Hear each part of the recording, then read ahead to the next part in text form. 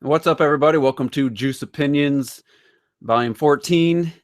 As always, I'm Terminator Juice, and I started this a little early for anybody watching live.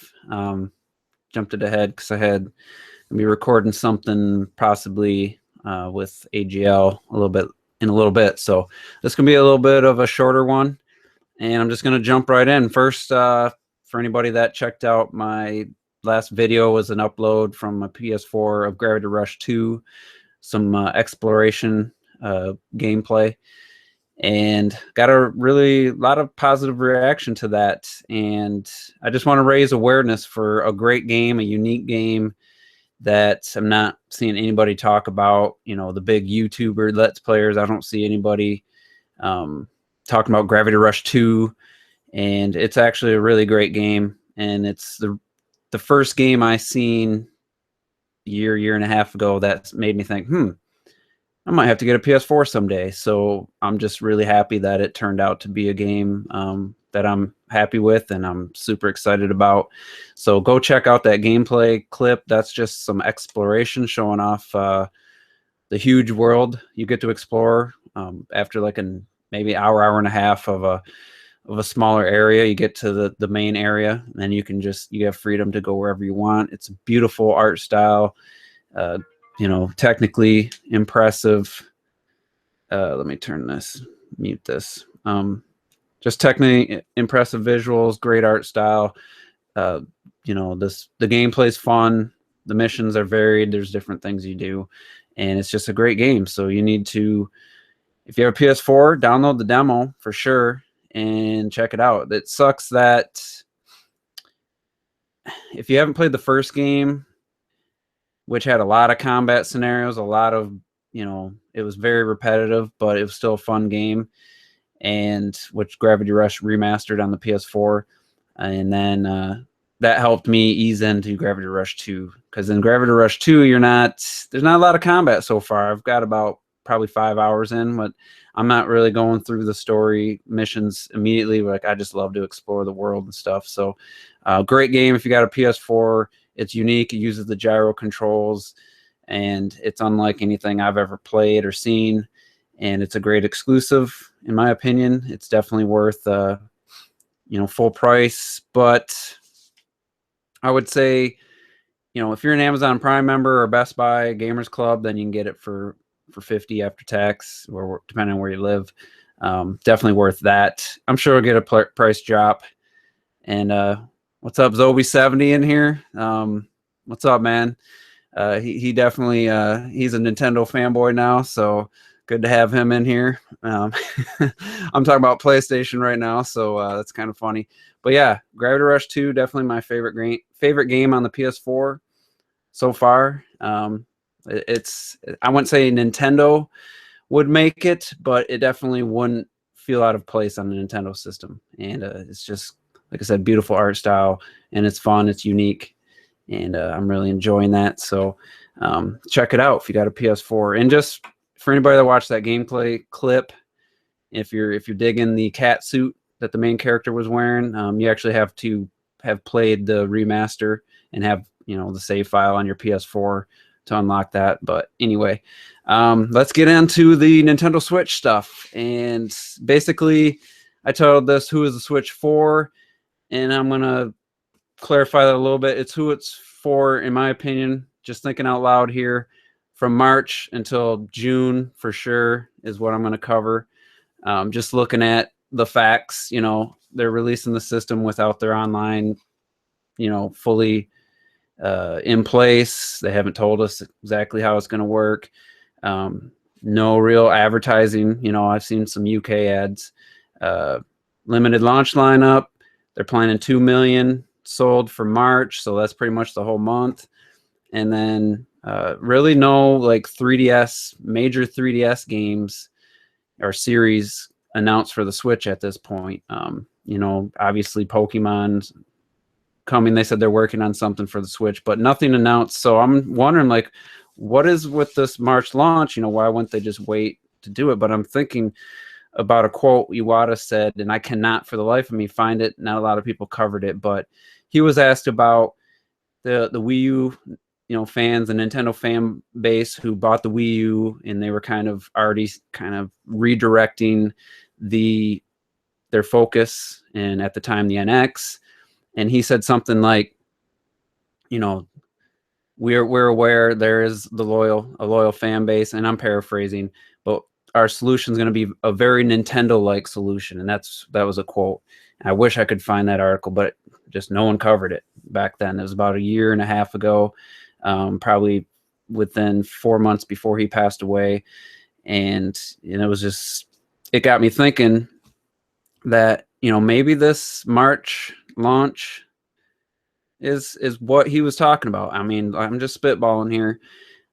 A lot of loyal Nintendo fans bought the Wii U, and people like me really enjoyed it, but it's light on amount of games. It's got a lot of great quality games, but just not as many. It doesn't have major, a lot of the major franchises like Metroid. I wouldn't say F-Zero's major, but Zelda comes so late in the life, and I'm just like, I just think they're putting the system out in March, and maybe it would have made more sense to hold it, but that way your loyal fan base, and I think the other part is they know Japan loves portables, and just the way they've marketed, they got Splatoon right there. One of the first games they announced, Mario Odyssey, even though they're not as into Mario in Japan as we are in America, they still really do like the Mario series, even more so than Zelda. And so I'm just looking at March comes out, we get Zelda. So the Wii U owners still get Zelda, but again, anybody that's thinking of getting the Switch down the road, like Dr. Trey's video, you might as well get the Switch now with Zelda, unless you financially can't. But so is this like a little, like Go Nintendo said, a soft launch? I don't know if their motivation was that, or if it's financial, or they wanted to get sales for 2016 fiscal year. That could be probably a bigger part.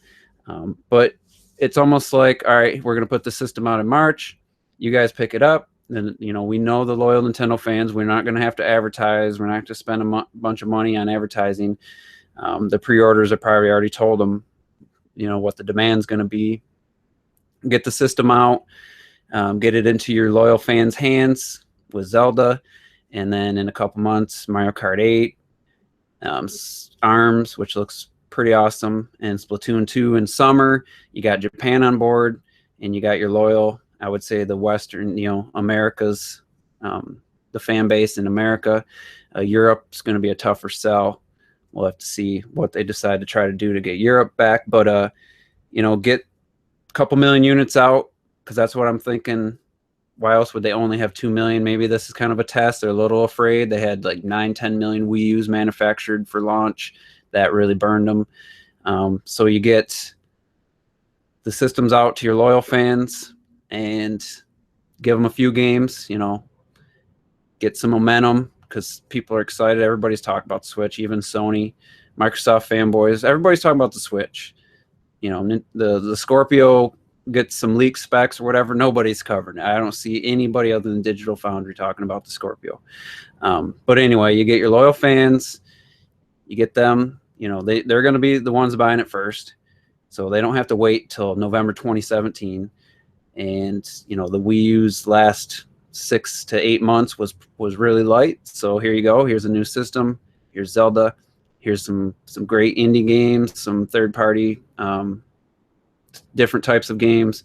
Then Mario Kart 8, which I'm probably not going to buy because it's really just a port, and I could still play it for free on the Wii U. But and then get us a new IP, ARMS, and then Splatoon 2, and like I said, Japan's right there, and then you got some momentum going into E3. Now, like I said, this could be mostly about them just wanting some revenue, obviously, for the fiscal year 2016. Releasing it that early in March, and maybe they didn't know that. Maybe like I said, they might have been scared after the Wii U to produce more than a couple million. Maybe they'll change that now. Maybe there's time to manufacture more based on pre-orders, but I just feel like they were a little timid, and I feel the system they went all in on for sure. They covered all the bases. Somebody linked a an article about how the Switch basically, what's the phrasing they put? It's like, basically it's got options for everybody. Everybody should have something they want. I mean, it covers every base. The portable side, the motion control fans, the standard control guys. I want to play on my TV. We're all covered. Everybody's covered, except maybe the extreme graphic horror. All I care about is specs guys, but Nintendo doesn't care about those people. I'll say that right now. They don't give a shit about that kind of gamer. I really just believe that.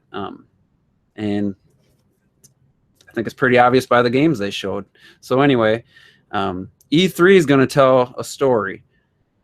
If they come to E3 and it's just Super Mario Odyssey and whether or not Splatoon 2's out, Fire Emblem Warriors, and a couple surprise like major Nintendo. Major Nintendo focus stuff. Then you're just like, all right, they're still just going for the Nintendo fans. Now, if E3 comes out and Call of Duty's there and Star Wars Battlefront, which I could care less about, but if those types of games are there, then okay, they're trying to expand the audience.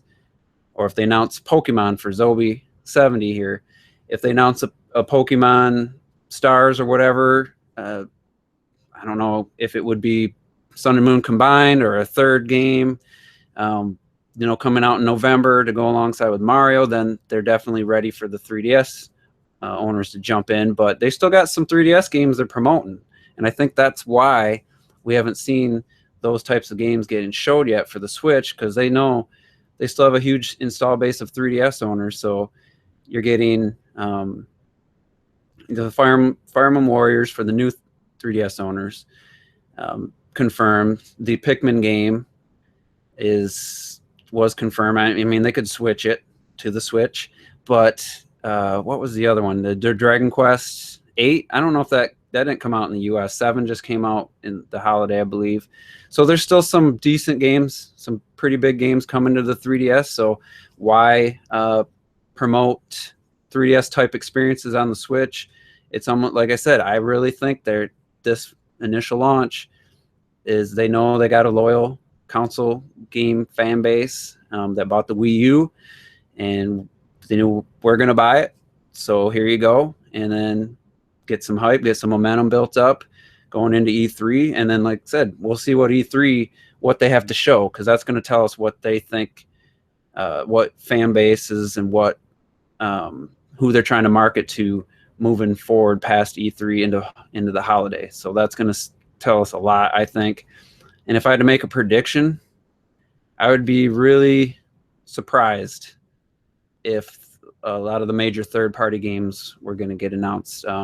Call of Duty would probably be the least surprising, but anything major from EA, like the Battlefront game, I don't know what else. Honestly, don't know what else is coming out from the majors, third parties like Activision's and Ubisoft's. But if some of those games get announced for the holidays, then they're trying to broaden beyond the Nintendo fan base.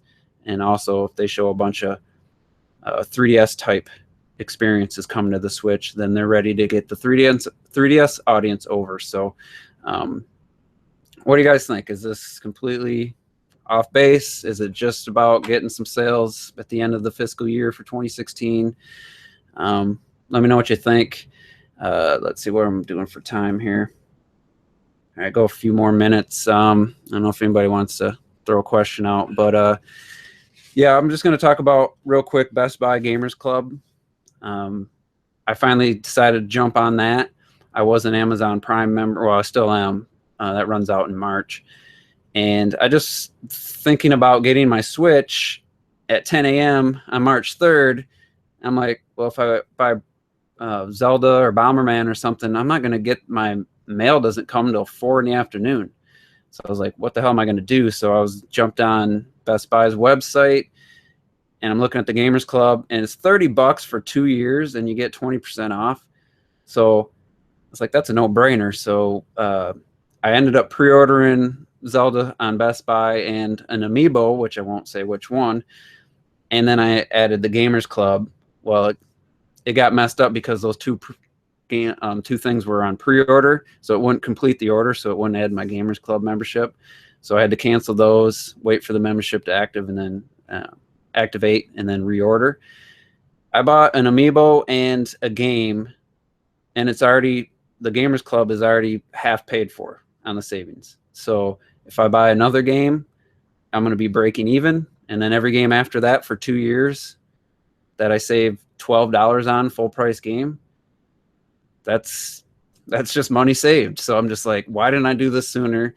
Amazon Prime, you know, the 2-day shipping's great on a lot of items, but for $100, you got to buy like 8 full price games in order for that to pay for itself. So I'm really excited about this Gamers Club, and I have a $5 off coupon. I was thinking about picking up Resident Evil 7, but I'm waiting to hear some people's impressions. I don't go off of reviews, so I'm intrigued by what I've seen. I watched a few like big YouTubers doing like the first half hour or whatever. So I might take advantage because I get it for $45. So anyway, I'm gonna run for anybody watching this live. I'm gonna go record something with Active Gamer Life. Not sure when that's going to be up, but yeah, I just figured to make this one short. And also, last thing, my last juice opinions about the controller price argument, putting that to rest for good. I really think I did, because I only had 3 downvotes and like 100+ thumbs up with almost 1,000 views. So I think I really hit on something by pointing out that the Xbox controller requires batteries or a rechargeable battery kit that puts it over the Switch's Pro controller price. I also want to add, I forgot last week, the PlayStation Move double set is $100 in the US. For, if you watch anybody talking about like doing a serious review of the PSVR, everybody says that the Move controllers are unresponsive, inaccurate, and have issues with losing signal. And the Joy-Cons are 80, and I can just tell from looking at them and for what people told me, the motion is really good. The gyro, the accelerometer, everything works really accurately. So Sony guys trying to say that the Joy-Cons are too expensive at 80. Those PlayStation Move controllers for the pair is 100, and you still need to buy the camera. So just want to throw that in there. I think that ends, and not a lot of people are really talking about the Pro controller price anymore. I think once started getting the word out and pointing out the hypocrisy of the PS4 controller being $65 now and the Xbox controller being $60, you know, standard retail price, and then you have to spend $20 on a battery pack. I think that pretty much put that argument to rest. I think people gave up on that. They're trying to find other reasons to crap on the Switch. And it's just like, it is what it is. You just got to tune those people out. I stopped debating with those types. If what you've seen from the Switch doesn't appeal to you right now, then you don't need to buy a Switch in 2017. There might be something for you in 2018, 2019, but if what you've seen so far doesn't make you want to go out and buy a Switch, then it's not for you. And I don't need your reasons why you're not buying a Switch. Somebody tried to give me their reasons why they're not buying a Switch, and it's like, are you trying to convince me or yourself? Because I don't give a shit. Like, I don't care why you're not buying a Switch. I didn't ask, and I don't care. So if you're trying to convince me, that's foolish. It really sounds like people are trying to convince themselves why they don't want a Switch. Maybe you didn't get a pre-order, and that's just the fact. I mean, you know, if you want a Switch, what they've showed told me everything I need to know about getting a Switch in 2017. I mean, Zelda would have been enough, but there's so much more hitting in 2017, and I can't wait for someone like Zobi70, who's like a big Sony guy, didn't play the Wii U. Can't wait to hear someone like that, you know, play Splatoon 2 and Mario Kart 8, and I don't know if they're going to port Xenoblade Chronicles X, but games like that, and hear people that were extreme on one side against the Wii U, or just pro Sony, pro Microsoft guys who pick up the Switch And maybe the Switch will have the effect on them that the Wii U had on me, which reminded me why I love games in the first place. And I played a lot of different types of games that I probably would have passed last generation, and had some amazing experiences. And it's been my favorite console I've ever owned, and I have like 40 some games, including digital indies. And that's by far the most I've ever had games for one system. And I've just really loved it. So I think a lot of people who get the Switch that maybe weren't Nintendo fans or weren't haven't jumped in since before the Wii, I think they're gonna really hopefully just see the quality and see what kind of gameplay experiences Nintendo offers, and maybe they'll have the same kind of revelation I had playing the Wii U. So anyway, sorry for anybody that jumped in late or jumped in now. I started early, and I'm gonna drop out, and if you guys want to continue, the chat stays up for like 20 minutes afterwards. Appreciate everybody for tuning in, and let me know if you're getting the Switch. Tell me why. I don't care why you're not getting the Switch, but for anybody that's got a pre-order, and tell me why you're excited. So we'll see you guys on the podcast on Monday. Planning on having Leveled Head Gamer join if that works out, and I have a few things I want to discuss. So it should be a good discussion, and we'll see you guys for that. And then next week we'll see what I do for Juice Opinions. Probably more Switch talk. So everybody have a good night watching this live. I'll stay in the chat for a few minutes afterwards, and we'll see you next time.